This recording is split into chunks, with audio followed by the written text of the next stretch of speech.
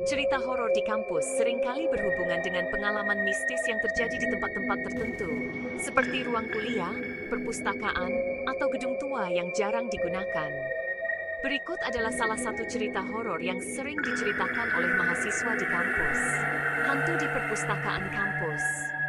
Di sebuah kampus universitas yang terletak di pinggiran kota, terdapat sebuah perpustakaan tua yang dikenal angker oleh sebagian mahasiswa. Bangunan ini sudah berusia puluhan tahun dan memiliki arsitektur klasik yang membuatnya terlihat sangat misterius. Banyak mahasiswa yang memilih untuk menghindari perpustakaan ini, terutama pada malam hari, karena berbagai cerita horor yang beredar. Konon perpustakaan ini dulunya adalah tempat penelitian bagi para mahasiswa dari Fakultas Sejarah. Namun, pada suatu malam, terjadi insiden yang mengubahnya menjadi tempat yang penuh dengan kisah seram. Seorang mahasiswa bernama Rudy yang sedang mengerjakan tugas akhir di perpustakaan, mengaku mengalami kejadian aneh. Rudy yang sedang duduk di pojok ruangan, tiba-tiba merasa ada yang mengawasinya. Awalnya, ia mengira itu hanya perasaan saja.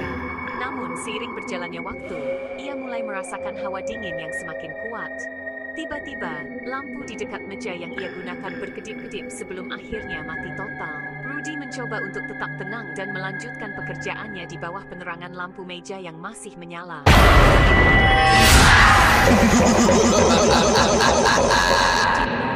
Tetapi tidak melihat siapapun.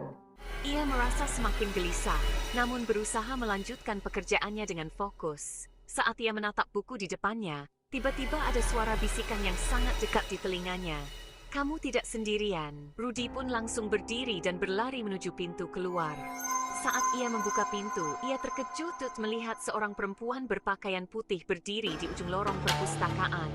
Wajah perempuan itu pucat, dengan mata kosong yang menatap lurus ke arahnya. Sebelum Rudy bisa berteriak atau bergerak, perempuan itu menghilang dalam kegelapan.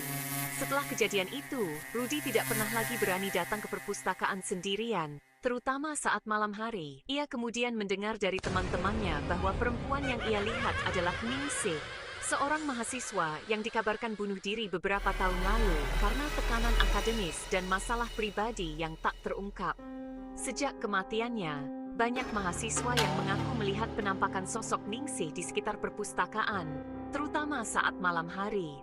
Cerita tentang perpustakaan angker ini pun tersebar luas di kalangan mahasiswa dan semakin banyak yang menghindari tempat tersebut. Namun, bagi mereka yang berani tetap datang, ada perasaan aneh yang menyelimuti, seakan-akan ada yang mengawasi setiap langkah mereka.